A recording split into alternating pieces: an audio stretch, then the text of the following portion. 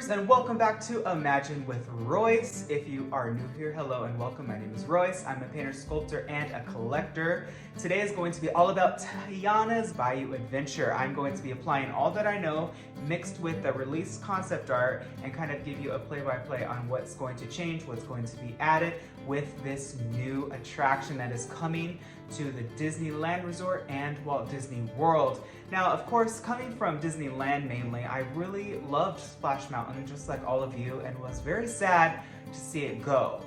And I am in the boat with all of you that if it's going to be replaced, it should be bigger and better than ever. Now, I'm going to go over with you sort of the story of the attraction because as Imagineers, that is first and foremost the most important part. That is the DNA structure skeleton before we move on to any part of concept, of characters, and especially of music, which does so much for an environment. So let's get started.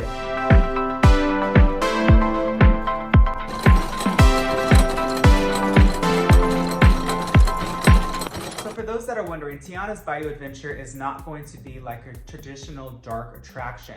If you're thinking it's going to be like Pinocchio or Peter Pan's Flight, it's not. It is a new attraction in a sense of it is a brand new story, which Imagineering has not done an original concept story, I think, since Mystic Manor. It's been a while, so it's refreshing to see an original story, but of course it comes with an IP, which I don't know, I think that it's really, Disney is in a weird funk where I believe that they're afraid to make an original story just because they've done nothing but IP for so long and they've seen so much success. But I truly believe that all of our favorites like Mansion, Pirates, Small World, Tiki, Matterhorn, all of those original story attractions, they were based off of Imagineering ideas, not films, and then they were made into films. So I think that there should be a fair mixture of both creative, new, fresh, totally different concepts, and then of course a mixture of bringing a film into a theme park, which not every film needs to be an attraction or a land. And of course Disney has been very selective in that with, of course, Pandora, but Tiana's Bayou Adventure is going to be a sequel to the movie, and it's set 1 year after the events of the first movie. So if you're expecting to see that villain, Dr. Facade, I don't believe he'll be in there, but you also will see a lot of characters that you do know. From what I can confirm to you right now, you are going to see actually a fair share of original characters from, of course, Charlotte, Louie, Big Daddy, the King and Queen of Maldonia. Like, these are incredible, incredible characters. And of course, we even got Ralphie in there, which is just really, really exciting. But first and foremost, before we even get into anything further, let's look at what they did to the facade. So the original concept art for this facade, it was probably done by Imagineer Greg Pro, who just does all the concept arts. He's just absolutely phenomenal. I actually really enjoyed it. I think that if you are going to take something that is already so established and so beloved, you better make it bigger and better. And in this particular concept art, what I'm looking at, they certainly did that. They put Mama Odie's house on the top, and they put this giant, huge willow tree. I believe that this was the original intent, the original idea to do this. However, budgets control everything creatively. So I think that they had to scale it down. And then when they scaled it down, they really played into the narrative of Tiana. Evidently, 1 year after the events, she finds this abandoned salt mine at this salt dome, and this is where she's going to make her new business adventure. This is my problem with that, and tell me if you agree or not. Whenever you take an existing facade and you change it and you minus it, it really dilutes the whole purpose of reimagining, because people don't want to see a water tower. I mean, it's great, but is that really the original Disney Imagineering that we know and loved? It's not. It's kind of like a cop way out of just, let's put something there to have something new because we're taking away. Unfortunately, in my opinion, it does not look good. I think that they should have done the Mama Odie's house and built it higher with the giant tree. I mean, think about it. Look at this concept art. and the top of the hill, right before you do the big fall, you see all those beautiful glowing bottles that are illuminated with all these different colors. Imagine that at night, all up in that humongous tree. Imagine it like Rapunzel's tower in Princess Fantasy Fair at Disneyland, lighting up every 10 to 15 minutes and just making this beautiful show. You could have made a whole new World of Color spectacular on the facade of this attraction. Here we are with the new facade. You know, it's charming, it's interesting. It looks like Splash Mountain, right? There's very few touches. There's like a little crown on the barn, and of course that new water tower. And of course you will see 2 frog animatronic figures when you curve the big drop. And you know, those are great, but again, you are taking away from something that was better than this. So in my opinion, the facade, it's already not looking good. But let's dive into the attractions, shall we? I am actually going to go with you through the attraction and just give you my opinion on where these figures are going to go, what's going to go there based off of concept art that we've already seen and been released. So let's start off right when you load. You are going to probably see around the same things, I would imagine. Maybe you'll see some Tiana based, like, I don't know, cooking supplies, or maybe actually in this area right over here to the right, you will see your first animatronic of maybe a frog or 2. It's really interesting because Disney is really hesitant on putting any animatronics really where guests can just stand there and look at them, because like I told you before, guests are very destructive to figures, and of course every figure is expensive, so who knows, maybe they'll be more likely to put something actually right here on this first climb up in the mountain, and then you will see flowers and new plants. All those plants look dead. And around right here, you are going to see the first figures of Tiana, I believe, and Prince Naveen in frog form, which is very interesting because if this is post-movie, why are they frogs? I don't know what's going on with this story. Going up ahead, you will see this beautiful owl. I see no reason for this owl not to be here. I really, really don't. And if they replace it, I would assume it might be with this new figure that they have. Oh, I think he's some sort of like otter. And then you take your first splash. Now, all this area, I believe, will remain vacant. Maybe they'll do something fun with some new houses that resemble more of a bayou opposed to a briar patch.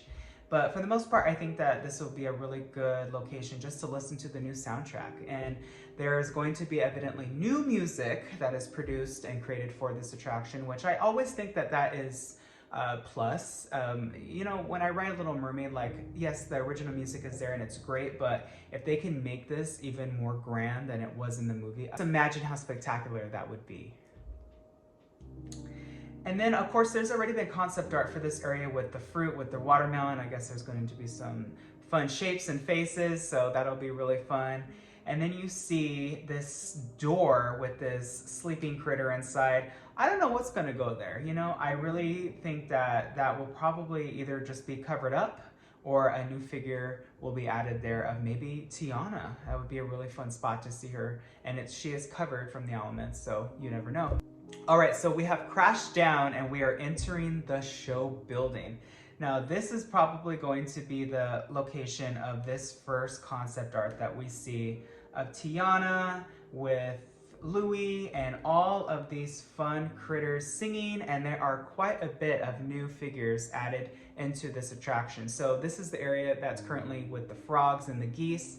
They're probably all going to be retired, which, you know, they've done their time, let them go. But this is actually a really fun concept art. You see Tiana in her new outfit. This is what confuses me about this ride. This is business, right? If the story is 1 year later after the events of the movie, Tiana has found great success in her restaurant business. Tiana buys an abandoned salt mine and a salt dome. Like, okay, this is something that doesn't scream to me business. This screams to me safari adventure through the bayou. So I don't know what's happening, but I can definitely see some really fun animatronics. We have a beaver, we have a possum, we have a rabbit, and again, there's that otter again playing, and then you see a turtle, and it looks like some sort of raccoon. These animatronics are going to be new figures completely made from scratch for this attraction. I can guarantee you.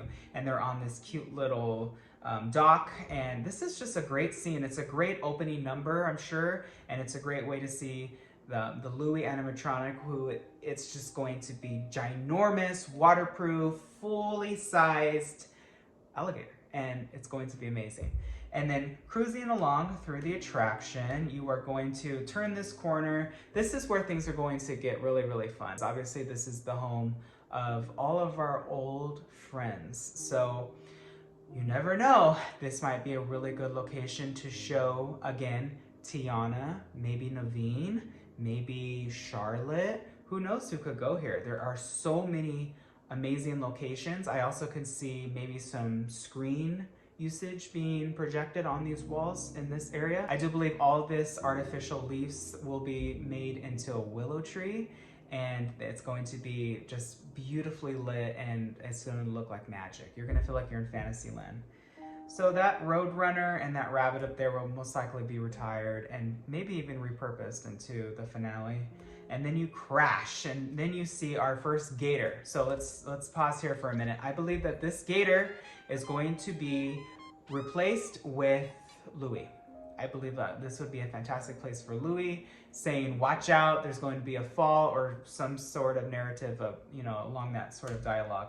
And then you're obviously going to fall. I think that this area right here is going to be so fun. So the laughing place, I believe, is going to be transformed into Mama Odie's house. I think that you are going to see the snake. I believe you're going to see a lot of fun critters in her house. I believe you're going to hear her song, and I think that you're going to see her twice in this scene. As you climb up, you can only imagine the music that's going to be playing. All of those beautiful glass bottles are just going to be illuminating. It's going to be almost like a psychedelic climb with the soundtrack, and I bet the bottles will go boom to the boom with the music. And then obviously you're going to see the animatronic of Mama Odie. You're probably going to see so many fireflies dancing around, which of course was our friend Ray's family. So obviously Ray has passed on, so maybe you will see him in ghost form near Mama Odie, but I can probably guarantee you will see his family in firefly form, either being projected or maybe a few actual figures, just simple static figures that just move in this particular scene. It's going to be stunning. And this area right here with with the porcupine and the raccoon, I believe that these animatronics will be saved. I just think that they'll be relocated, and I actually think that Ralphie playing the drums will actually go where they are. I think that that would be a very charming place for him to be. And then of course you enter the giant finale room. Now there are quite a bit of animatronics into this room, and I know a lot of people love the gators, so let's just discuss them now. I do believe that the gators are going to be safe. I mean, why not put Louie right next to them or in between them? I think that their positioning may be adjusted a little bit, but I mean, they fit in with the Bayou. Why would you take them out? I think that they're gonna get some upgraded costumes and maybe some updated instruments to make it just look a little bit more fantasy, right? But this would be a fantastic location for this piece of concept art with Tiana in the boat, with Naveen. This is fantastic. I think that it'll be full of projections, and if you see in the background, there are quite a bit of instrument playing animals. So, I've seen a lot of people guess that this is actually on the other side of the first show scene, but I actually think that this would be in the finale. I think it would be really fun to see Tiana right next to you in a little boat with Naveen, and on the actual giant showboat would be a fantastic place for all the other characters from the movie, like Charlotte, Big Daddy, and this would be a fantastic place to see, again, some reused figures and some new figures all dancing to this fantastic new soundtrack. That is what I think is going to be sort of new and improved. People often ask me what I think of this change, and I honestly believe that the attraction itself, it really wasn't an issue. I think that majority of the people have an issue with the film, but not so much the movie. And since the film is almost impossible to find today, I don't know. I think that there's this oversensitized, version of Disney right now where they're just trying to appeal to all audiences and kind of just erase history. And you know what? I think that that will eventually come to an end. I think that Disney is just at a really interesting point right now with budgets and with trying to please everybody. You never will. There's those that will absolutely love this change and want this change, and there are people that will not want this change and that will protest and sign that petition. If you did, you know how you feel, but it's happening. It's definitely under construction. It's going to open next year. I think that we should all just be optimistic and hope for the best. Like I said, I will say that there are incredible talented artists on this project. So I would say have faith, be optimistic, be patient, and of course, tell me what you think. Are you happy about the changes? And tell me what you're most excited about, what figure you're most excited about. Tiana will be a regular silicone face, and obviously Naveen will be as well. So, these figures are going to be the classic versions of animatronics that people really love. Obviously, the Frozen animatronics at Disney World versus the Japan Elsa. Look at the difference. And this is a thing that I think is very important to Imagineers, is not everything works well. Leota projection, fabulous, works great. Snow White and the Seven Dwarfs Mine Train works great. People, not so much. I think that they need to be made in silicone. Of course, that's more expensive. So, budget, budget, budget. You have to remember that Disney is all about profit versus income, all of that fun business stuff, which I know nothing about, okay? I'm just an artist here, but I hope that you enjoyed this episode of Imagine with Royce. If you did, drop a comment, hit the like button. That way you can be notified whenever I upload a new video. I wish you all a wonderful day. Be nice to one another, and always remember, dreamers, not only to follow your dreams, but to chase them. Later.